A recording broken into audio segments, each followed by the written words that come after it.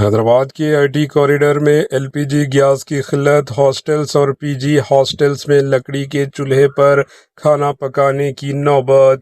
تلنگانہ کے دارالحکومت شہر حیدرآباد میں ایل پی جی گیس کی قلت کے باعث کئی ہاسٹلز اور پی جیز میں کھانا پکانے کے لیے لکڑی کے چولہوں کا سہارا لیا جا رہا ہے۔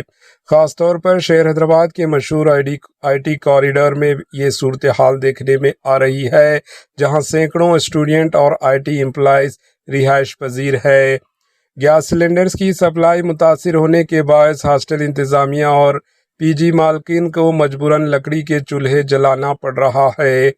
لکڑی کے چولہوں کے استعمال پر پورا علاقہ دھوئیں سے بھر گیا، جس کی وجہ سے مقامی افراد اور اسٹوڈنٹ کو سانس لینے میں دشواری اور دیگر صحت کے مسائل کا سامنا کرنا پڑ رہا ہے۔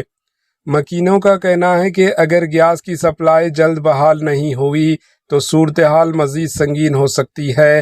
انہوں نے حکومت اور متعلقہ حکام سے مطالبہ کیا ہے کہ ایل پی جی گیس کی سپلائی کو فوری طور پر معمول پر لایا جائے تاکہ ہاسٹلز اور پی جیز میں رہنے والے افراد کو مشکلات سے نجات مل سکے۔